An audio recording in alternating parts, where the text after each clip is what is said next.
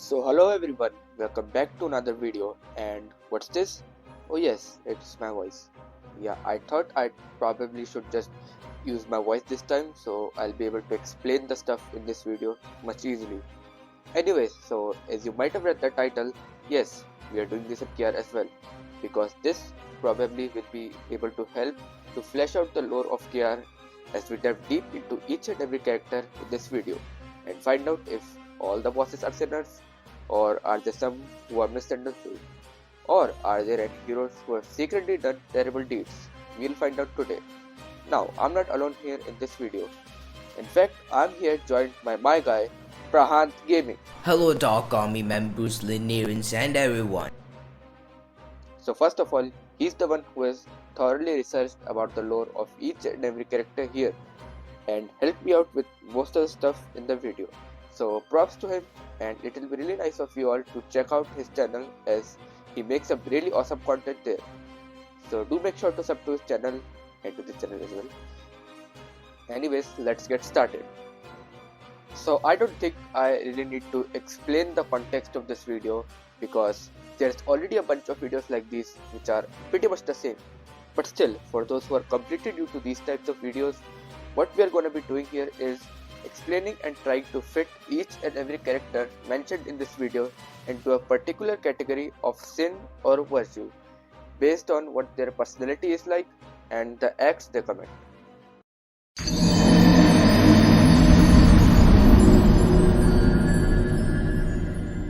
So the first and probably the most difficult one to find in this game, lust.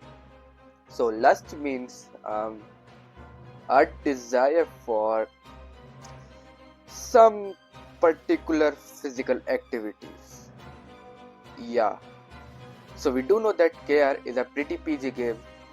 I mean, there are very few instances of some characters saying a cuss word here and there, but for most of the part, it's pretty stable with what it wants us to see. So the only possible contender for this category is Vazine, the vampire lord.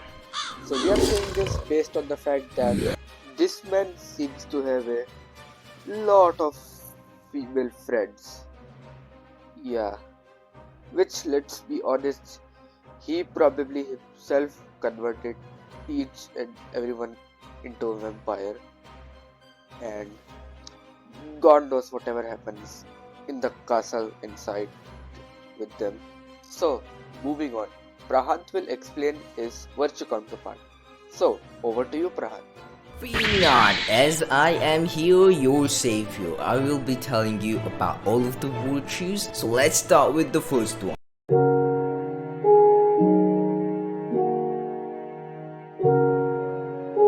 Starting off with the first virtue, chastity. Character matches to this entire virtue the most will be Deirdre, the priestess from Kingdom Rush Frontiers, as she is the priestess and it makes the most sense to have her as the resemblance for this entire virtue.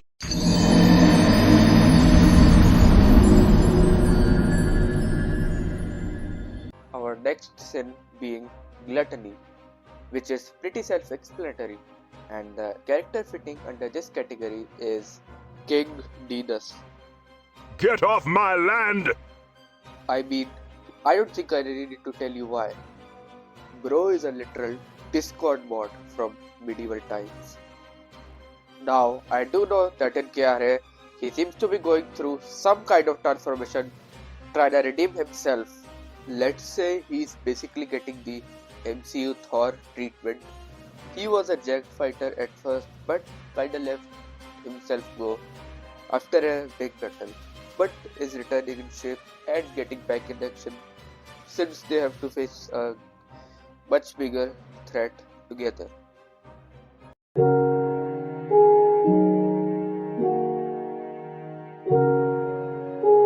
Getting up to the second virtue, which will be the temperance. Let's say the most actual accurate character with this one in my eyes would be Vesper, just by the fact after Kingdom Rush Vengeance occurred, we see Vesden completely having control on the Linearia, and even the Dark Army has done quite a bad things to Linearia since then, but still Vesper forgives Westnen for this entire thing he did to them, even if it's for a while, and still he decided to be in an alliance with Westnen. That just shows how great Linarian people are.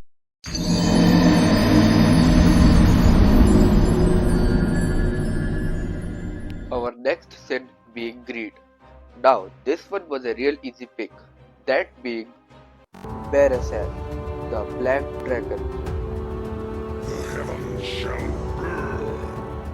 This winged lizard signifies this category really well.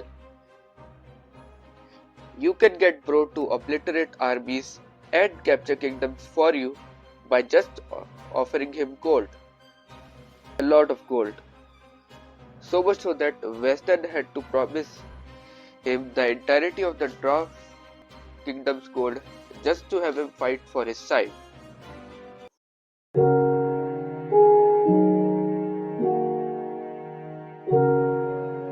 The one was probably the hardest one for me to find, which was charity. Truly thinking, I find this very interesting, as for this one, I have one and only, the most underrated dragon in history, the Onion. Now, this character is from Dark Army, although when you use the super, it helps you gain more gold, let's say, basically, if it makes any sense, where a character like Bearer would probably just steal up all your gold, and he's pretty much the greediest character in Kingdom Rush history, let's say. If I go off script, this is completely Western. Like, he doesn't care about gold, just take it. Like, he doesn't even care about that golden shiny thing, I guess.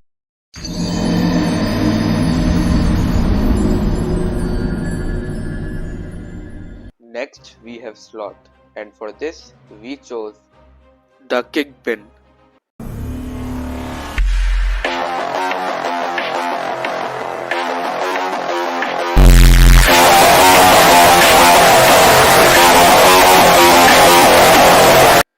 Bro's literally Queso's long lost brother, and what signifies this laziness the most is he had himself built a giant carriage for his transformation when he could clearly walk on his own. Or can he? And he also uses the same carriage to crush and deal damage to his enemies. Like, he just drives over them, just laying. And another fact being that it's not that matters, because he himself isn't even that threatening. Because the only reason his boss fight may seem tough is because of his goons. Like, he couldn't bother to fight for himself properly, so he just set waves and waves of different tough enemies. And let's be honest, the only reason he doesn't get cooked instantly, because our towers seem to focus on all of the enemies instead of him for a brief moment, allowing him to just peacefully stroll his way through half of the map.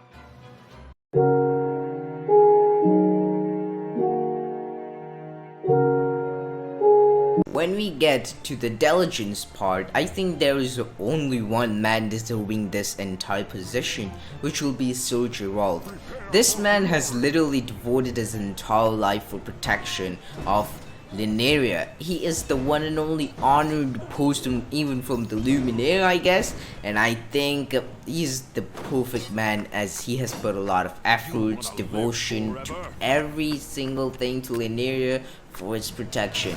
Although he might have a little bit too much pride in him, although I think it's alright to have that much, as he is the diligence for this one.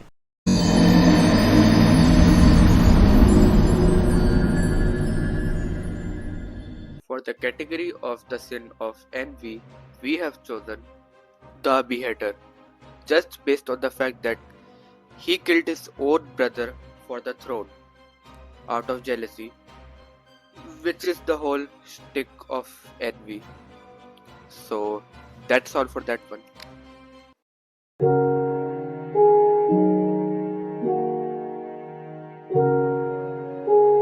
And let's just be honest with this one, as when it comes to kindness, Linarian people are always the kindest. Although the one I would personally give this rank to would be Andrew, as that thing is just too awesome. He's one of the most loved characters I have in Kingdom of Alliance, as he is just a little bit of small-hearted guy, and even his voice artist has done such a great job. I really like every aspect about him. Although I think the kindness part must go to that guy, but overall it's the Linearian army as the good people in this entire game, I guess.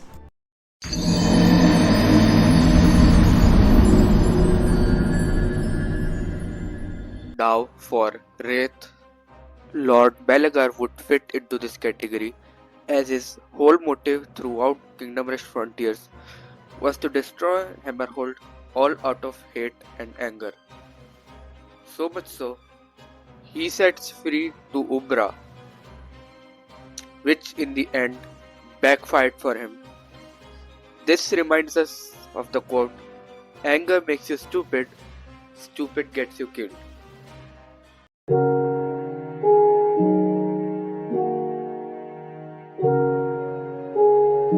When it comes to patience, the hero which I will put in this category would be surely Kutsao the monk from Kingdom of Frontiers. He has worked hard in order to shape like the water. Putting jokes aside, this character is perfectly fine for this role.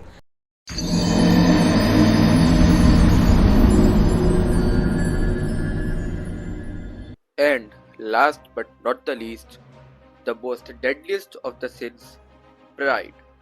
And for this, we have none other than the primary antagonist turned anti-hero of the whole KR story, Veznan. Now, this man's whole motive of being a villain is because of him thinking he's above everyone in the entirety of the KR universe, trying to conquer every land possible under his name. Now, in the new game, he does seem like going through a kind of an anti-hero arc, as he joins hand with the Linearian army. But I don't think that'll really affect his attitude very much, because who knows what will happen after the great evil they are teaming up for is defeated. So that was it for all of the sins. Now, moving on to our last virtue.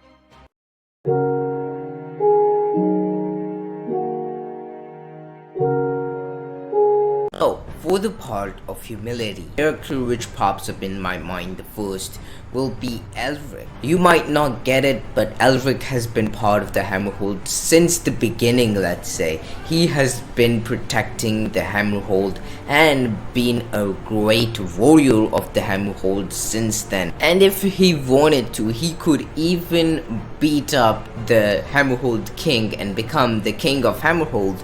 But the reason he serves for Hammerhold is one of the reasons I think Elric will be the greatest example of humility here.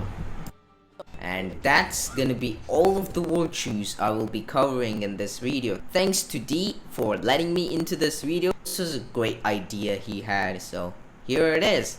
And for me, it's basically less than everywhere. So, this brings us to the end of this video. Thank you very much, Prahad, for joining me and helping me out with this project. I don't think it would have been possible without you and your knowledge of the Kingdom Rush characters. Now, lastly, I would really appreciate you guys to like this video and subscribe to this channel. And as I said before, check out Prahad's channel as well. You could just click on the @Prahad Gaming in the title. It'll take you directly to this page. And I'll also appreciate you guys to join my Discord server as well. The link is in the description. Well, that's it. Thanks for watching. I'll see you again. Till then, goodbye.